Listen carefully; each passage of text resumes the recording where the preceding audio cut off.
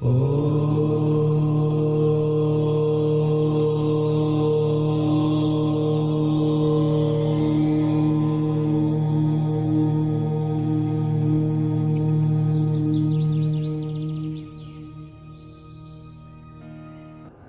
हम लोग जानेंगे कि कर्मों को हमें सही क्यों करना चाहिए, हमें इस तरफ ध्यान क्यों देना चाहिए। तो पहले इसको समझते हैं थोड़ा सा। किसी भी व्यक्ति के कर्म उसके जीवन में आने वाली खुशियों और परेशानियों के मापदंड होते हैं। इनको अगर समझें तो वास्तव में ये हमारे कर्म हमारे जीवन में एक बैलेंस शीट की तरह होते हैं। पिछले जन्म में जो हम लोगों ने कर्म किए उसका प्रभाव इस जन्म में देखा जाता है। जो संचित हो गए हैं, जो प्रारब्ध के रूप में आए हैं, उनका इस जन्म में फर्क पड़ता है।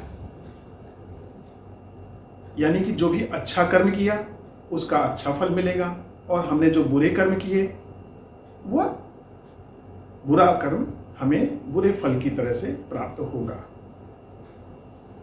तो ये जो प्रारब्ध कर्म ऐसे होते हैं जो इस जीवन के लिए नियत किए जाते हैं, उससे इस जीवन का आप ओपनिंग बैलेंस मान सकते हैं। तो इससे हमें एक अच्छा परिवार मिलता है या खराब परिवार मिलता है,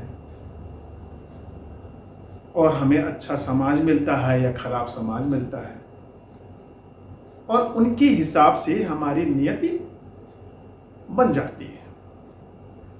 अब इसके बाद क्या होता है कि हम बहुत सारे कर्म इस जीवन काल में करते हैं। इस तरीके से प्रारंभिक होता है कुछ ओपनिंग बैलेंस, और हमने इस समय में किया, कुछ के कर्म के फल मिले, कुछ के नहीं मिले। इस तरीके से जो बचा वो हमारा फिर बैलेंस शीट हो गया।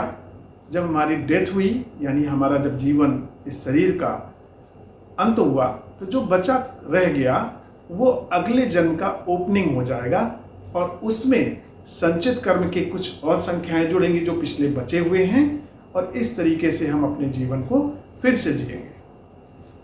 तो ये निश्चित है कि हम जो कुछ भी कर रहे हैं उसका फल हमें प्राप्त होना है। तो वर्तमान में जो हम अच्छा कर्म करेंगे, क्योंकि ये स्वतंत्रता दी गई है, हर व्यक्ति को स्वतंत्रता दी जाती है उसके कर्मों के हिसाब से। कुछ निश्चित इतना दे दिया जाता है कि वो व्यक्ति इतना कर्म अपना निश्चित तरीके से कर सकता है। परिस्थितियों में इतना लिप्त नहीं हो जाएगा वो कि वो कोई अच्छा कर्म ना कर सके। तो इसको एक परसेंटेज में एक दी जाती है। मान लीजिए कि किसी को 40% हो सकता है, किसी को 50% हो सकता है, किसी को 30% भी हो सकता है कि यह वह नया कर्म कर सकता है, जिसको उसको फ्री विल भी कहा जाता है। तो अब क्या है कि जो फ्री विल हमें मिली, अगर उसमें जो पिछले संस्कार हमारे रह गए हैं, जो मेरी सोच बन गई है, उस सोच को अगर हमने चेंज कर दिया तो हमारे संस्कारों में परिवर्तन होने लगेगा, और इस तरीके से हम अपने कर्मों को एक अच्छी दिशा दे सकेंगे। तो कुल मिला के ऐसे समझिए कि कर्म की कोई समाप्ति की तिथि नहीं है। कर्म फल के बारे में एक बात और बताई जाती है। गाय का एक बछड़ा सैकड़ों गायों के बीच में जिस तरह अपनी मां को ढूंढ लेता है, उसी तरीके से कर्म अपने कारण को ढूंढ लेता है। यानी कर्म किसी का पीछा नहीं छोड़ते हैं। अब इसके बारे में आपको एक हम छोटी सी कहानी बताते हैं महाभारत के समय की, कि जिस समय भीष्म पितामह जी वाड़ों की सैया पे सोए हुए थे, तो एक बार श्री कृष्ण भगवान जी वहां पर आए। तो उन्होंने कहा कि माधव, ये मैंने कौन सा ऐसा कर्म कर दिया जिसकी वजह से मुझे इतना दुख प्राप्त हो रहा है। तो भगवान श्री कृष्ण हमेशा मुस्कुराते रहते थे। उन्होंने मुस्कुरा के कहा कि आपके किसी कर्मों का ही फल है। तो उन्होंने बोला कि भगवान, लेकिन मैंने तो अपने 100 जन्म का देख डाले हैं, उसमें ऐसा कुछ नहीं हुआ। तो उन्होंने कहा कि पितामह, आपने 101वां जन्म नहीं देखा है, जब आपने किसी ऐसे जीव को इसी तरीके से पीड़ा पहुंचाई थी और उसी का कर्म फल आपको प्राप्त हो रहा है। तो आप ऐसे समझें कि कर्म की कोई समाप्ति तिथि नहीं है।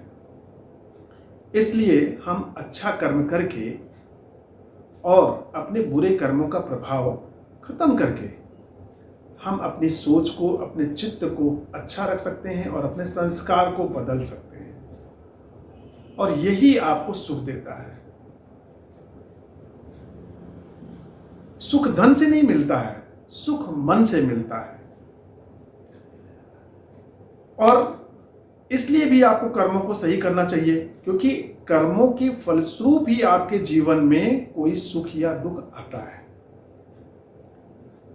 तो अगर आप अच्छे कर्म करेंगे, अच्छी सोच से करेंगे, तो आपको के लिए अच्छी परिस्थितियां उत्पन्न होंगी, यह निश्चित है।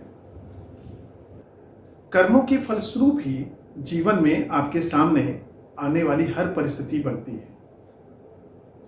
आपके वर्तमान जीवन में जो कुछ भी होता है वह आपके पिछले जीवन, वह पूर्व कर्मों का परिणाम है।